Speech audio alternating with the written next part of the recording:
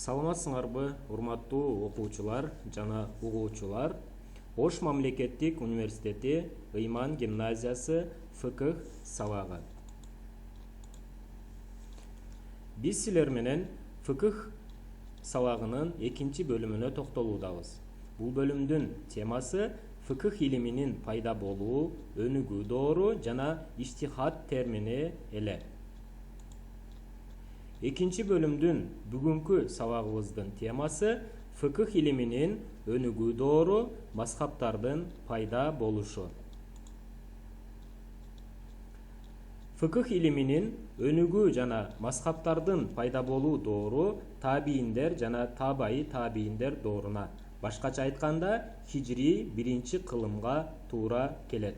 Биз мурунку сабагыбызда пайгамбар доору жана сахабалар табийиндер доорун өткөнбүз. Ал 3 доор табийиндер доорунун алгачкы учурлары фыкых илиминин пайда болуу дооруна туура келет. Анткени ал доордо атайын китептер жазылбаса дагы белгилүү коомдук диний практикалык суроолорго пайгамбар тарабынан жооп берилген, андан кийин сахабалардын алым сахабалар тарабынан жооп берилген, ошондой эле табийиндер тарабынан жооп берилген. Ал эми бул доордо табийиндердин кийинки доорлору жана табайы табийиндердин доору фыкых илиминин өнүгүү доору катары эсептелет. Ислам географиясынын кеңейүүсү менен жаңы суроолор, көйгөйлөр пайда болуп, аларга жаңы фатвалар берилген. Натыйжада жаңы агымдар пайда болгон. Ушул доордо фатвалардын саны көбөйүп, бир тараптан фыкых илимине тийиштүү китептер, негизги адабияттар жазыла баштаган. Эмнеге бул доордо фатвалардын саны көбөйгөн? Анткени ушул доордо кийинки бөлүктөрдө токтолобуз. Ушул доордо ислам географиясы эбегейсиз чоңоюп, башка улуттар, ар кандай үрп-адатка ээ инсандар ислам динин кабыл кылгандыктан, албетте алардын да өздөрүнө тиешелүү көйгөйлөрү, суроолору болгон. Мына ошол суроолорго жаңы фатвалар Курандын, хадистин негизинде берилген. Имам Азам Абу Ханифа, Имам Малик, Имам Шафи, Имам Ахмад бин Хамбал жана Имам Джафар ас-Садык сыяктуу аалымдар ушул доордо өздөрү жашаган аймактардын, анткени бул аалымдар башка аймактарда жашашкан, аймактардын фыкых аалымдары катары аталышкан. Ушул аалымдардын айланасында кийинчерээк убакыттын өтүшү менен мазхабтар пайда боло баштаган. Анткени бул аалымдардын окуучулары болгон, окуучуларынын окуучулары болгон, ошолор бара-бара кийин уюмдашып мазхаб абалына келген, дагы ушул имамдардын аттарын алган. Мазхабтардын пайда болушуна таасир берген себептерди биз экиге бөлүп карасак болот. Бир социалдык себептер, экинчиси илимий себептер. Социалдык себептерге эмнелер кирет? Мусулмандардын санынын өсүшү. Анткени пайгамбардын доорунда, сахабалардын доорунда мусулмандардын саны азыраак болсо, ал эми табийиндер, табайы табийиндер доорунда ислам географиясы укмуштуудай өнүгүп, мусулмандардын саны дагы аябай көбөйгөн. Ошол эле учурда ар кандай үрп-адат, маданиятка ээ улуттардын мусулман болушу дагы мазхабтардын пайда болушунун негизги себеби катары эсептелет. Ошол эле учурда ислам географиясынын чоңоюшу, жаңы коомдук маселелердин жана укуктук көйгөйлөрдүн пайда болушу. Албетте ар кандай инсандык өзгөчөлүккө, ар кандай үрп-адатка, каада салтка ээ адамдардын өздөрүнө тиешелүү диний практикалык суроолору болгон. Мына ошонун негизинде дагы аларга ар кандай фатвалар берилип отуруп, кийинчерээк бул мазхаб абалына келген. Негизги социалдык себептердин бири бул инсандык өзгөчөлүктөр. Анткени бул мазхаб имамдары ар бири өзүнүн илимий тажрыйбасына жараша, жашоо тажрыйбасына жараша, алган тарбиясына жараша, инсандык өзгөчөлүктөрүнө жараша Куран жана хадистердин негизинде фатваларды берген. Мына ошонун негизинде да башка мазхабтар пайда болгон десек туура болот. Ал эми илимий себептерге эмнелер кирет? Илим борборлорунун пайда болушу. Табийиндер доорунда Мадина, Куфа, Басра жана Шам бул мусулмандардын илимдин борбору катары эсептелген. Ошол эле учурда жоромолго ачык аят жана хадистерди түшүнүүдөгү айырмачылыктар. Мисалы, айрым аяттар бар, айрым хадистер бар, ар кандай башка жоромолдорго дагы келет. Мына ошол учурда мисалы бир аятты имам Азам башка бир мааниде жоромолдосо, имам Шафи ошол эле аятты башка бир мааниде жоромолдоп, ошонун негизинде фатва берилген.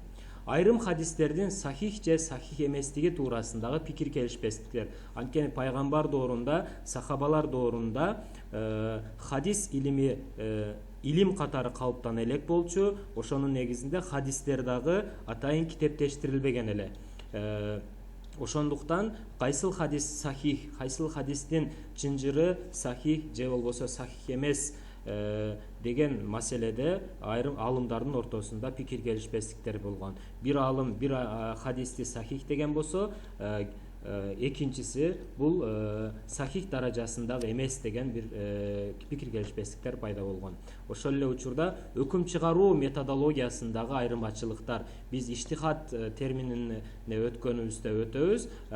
Мазхаб имамдарынын өздөрүнө тиешелүү өкүм чыгаруу методологиясы болгон. Мына ошодо дагы айырмачылыктар фатваларга да таасирин берген. Алымдардын ортосундагы пикир айырмачылыктары, анткени айтпадык, булар ар бири башка аймактардан, ар бири өзүнчө инсандык өзгөчөлүктөргө адамдар, аят хадистерди жоромолдогондогу айырмачылыктар, ошонун негизинде алымдардын ортосунда пикир айырмачылыктары пайда болгон. Мына ушул социалдык жана илимий себептер бул мазхабтардын пайда болушуна таасир берген. Белгилүү мазхабтар жана мазхаб имамдары кайсылар? Мазхабтар табийиндер доорунда пайда боло баштап, табайы табийиндер доорунда системага түшкөн, башкача айтканда бир мазхаб катары системага түшкөн. Укуктук мазхаб же болбосо мектеп деп да айтсак болот, мектептердин негизги өзгөчөлүктөрү төмөндөгүлөр. Мазхабтар албетте дин эмес, диндин жоромолу гана. Ошондуктан мисалы Ханафи мазхабын, Шафи мазхабын бул дин деп түшүнүп албоо керек. Бул жаңылыш болот. Ал мазхабтар жөн гана диндин жоромолу катары эсептелет. Ошол эле учурда ислам дининдеги пикир эркиндигинин жана ойдун байлыгынын белгиси мазхабтардын болгондугу.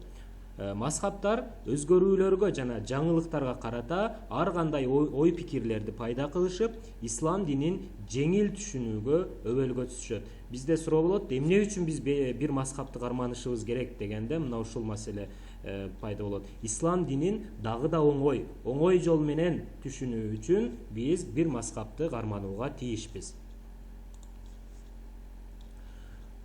Бүгүнкү күндө мазхабтар дегенде белгилүү 4 мазхаб ойго келет. Алар кайсылар? Ханафи, Малики, Шафи жана Ханбали мазхабтары.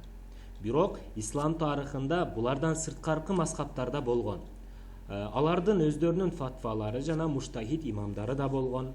Бирок алардын тараптарлары бүгүнкү күндө жок болгондуктан, алардын ой пикирлери жана фатвалары китептерде гана калып, мазхаб катары өздөрү жоголуп кеткен десек болот.